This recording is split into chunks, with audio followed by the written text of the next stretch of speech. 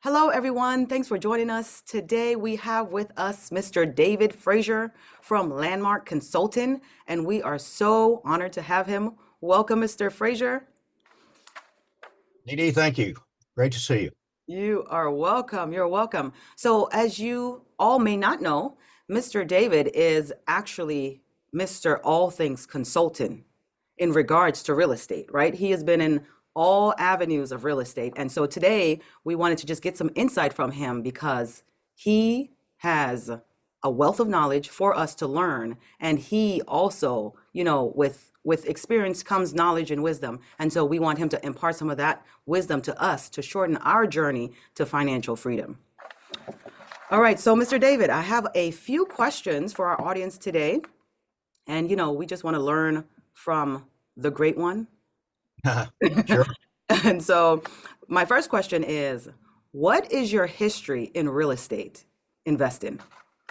So my history, I got involved with real estate back in probably 98, right around 98. Mm, I went from knowing absolutely very little about it and ended up acquiring, I don't know, close to 25 units over the next year. wow. So Wow. breakneck pace for somebody who didn't know a whole lot of anything.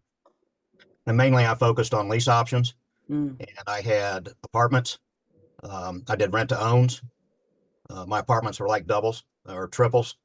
I didn't have any really large multi-units. I just thought I'd build up, a portfolio of doubles and triples and some single families along the way. Rent to own, I'd buy, find them at a decent price, buy them low to put some rehab in them, and then move somebody in whose credit was less than perfect, and then try to get them financed. After a year or so being in the property, and that worked out well for me. And then graduated out of that into some other things. Um, but I just never went back to real estate. 2008 came and cleaned up a bunch of people's clocks, and I was included in that. So mhm, I lost a lot during that time period, and it was hard for me to pick the real estate game back up, until I found notes. So mm, kind of what my background in real estate come from. And then I tried my hand at being a loan officer for a little while, and I was working with larger investors around my area in Ohio, trying to get people financing that had subpar credit. So I learned a lot about the credit game mm, and working with people to establish better credit profiles so they could find traditional financing. Um, mm. and then graduated from that onto some other things. And, now here I am in a note space. That is a wonderful journey. Wow, I love that. So you went into physical real estate and then you went into even creative financing. And Yes. now you have found the cream of the crop. I will say I've seen the light, You've seen the light. seen the light, finally. Absolutely. So now my question for you then is, what do you like about mortgage notes versus real estate investing? Well, with the real estate investing, that consumes a lot of time. And I was doing a lot by myself. I had no property manager, so I was the property manager. With notes, there is no such thing.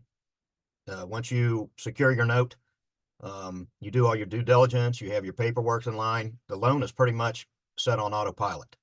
But even as a landlord, I still had to pay the mortgage. I still had to collect the rents. I still had to fix the sinks.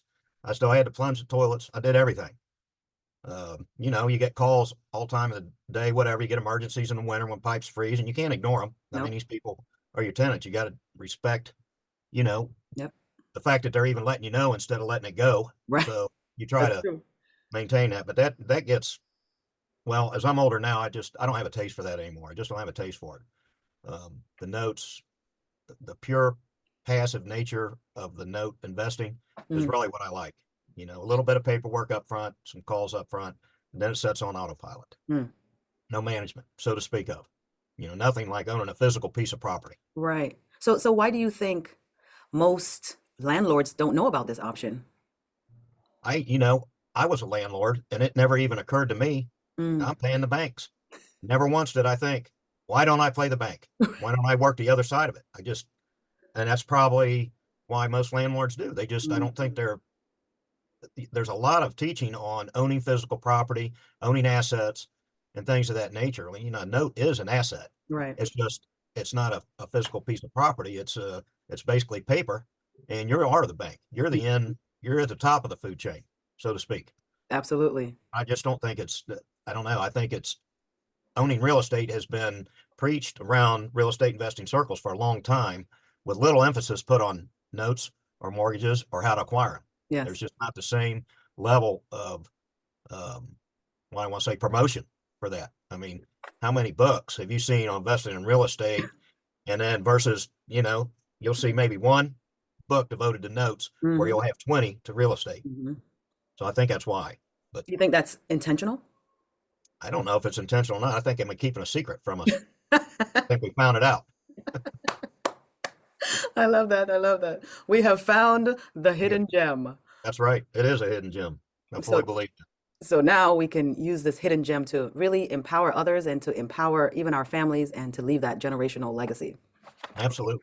I mean, it's when you find something good, you want to share it with people. If Absolutely. you have an awesome meal at a restaurant, you're like, oh man, I had the best meal ever. Hmm. So, people, I think they don't know maybe where you're coming from. You're like, listen, I've discovered notes and you got to hear me.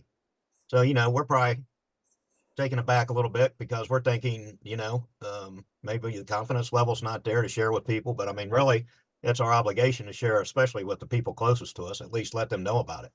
And I Absolutely. think as they Absolutely. see you progressing through, I think that will be, a defining moment for them, and also for you. It'll be a lot of validation. Hmm. You And can help when you can help a friend or family. right. Now I have realized that because this is a diamond in the rough, many people are in the state of mind of disbelief. Like, no, this is too good to be true. No way. What would you say to those individuals?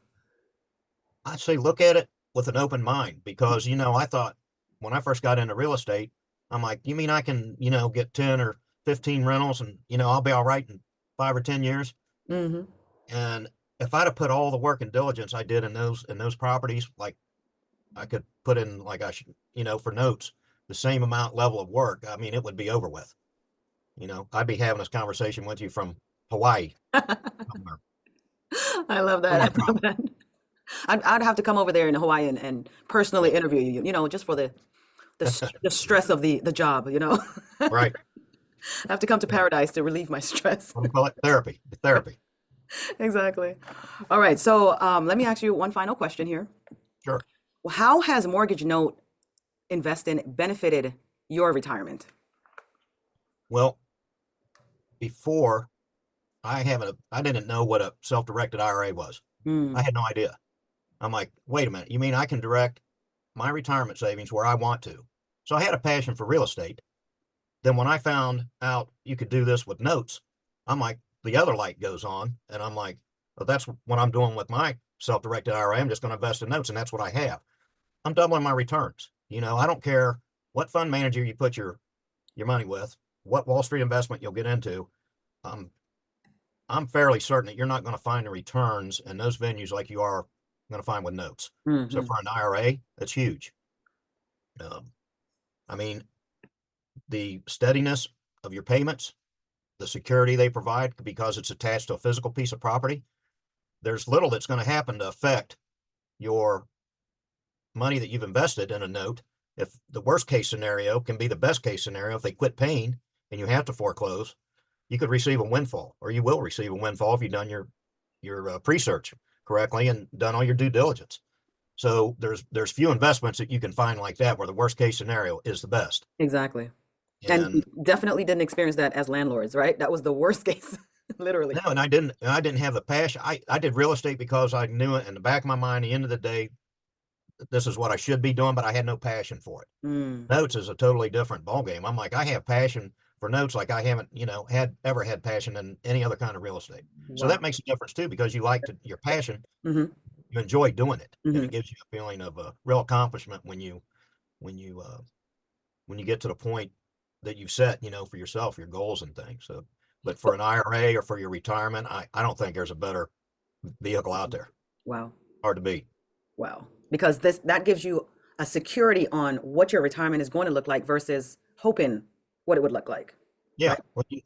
How does Wall Street go? Up and down? I Hmm. mean, um, I watched my 401k, where I work go up and down for years and Mm, go way up. And then you lose all that. One little downturn like 2008, wow. half of it's gone or all of it's gone. Wow. That's just you don't recover from things like that. I mean, No, it takes years. absolutely. I agree. So, Well, much. Go ahead. well, we want to thank you so much for your insight in the mortgage note space and just giving us that comparison in regards to, being a fixer or a flipper or a landlord, what difference of a world that is. That's really something for our audience to really look into and to realize that you don't have to have the stress of being a landlord or a flipper. You can have the security of real estate backed mortgage notes for your portfolio, for your future, for your retirement, as well as for your generational wealth. Absolutely. Absolutely. And I'm just a regular guy. I worked in the automotive industry for 30 years. Wow. So I'm no genius. I'm just a regular guy Of that course you happened to are. be in the right place or the Lord's direction at the right time. And it was brought in front of me. And I was able to see the just the common sense Mm. part of it. And you can learn these things. There's, great avenues to learn, and we'll show you and educate you about notes. Once you educate yourself, Right. then you're in control. And it gives Absolutely. you a great amount of satisfaction to be able to say that and do it, Hmm. Absolutely. other than being that ship on the open seas where you have no sail. Hmm. Exactly. So, what you all don't know is that Mr. David is an undercover genius. He's just playing it down right now. I appreciate that. So, Mr. David, thank you so much for joining us. If folks want to reach out to you, how could they reach out and connect with you? Info at landmark consulting LLC.com. Wonderful. Awesome. So we will put that email in the description below. And if you have any questions to ask Mr. David, drop them in the comments below and we will definitely get him to respond to those comments so that you can have more clarity as to how you want to proceed with your retirement, with your security and financial independence. We thank you for joining us today. So until our next show, we wish you happy investing.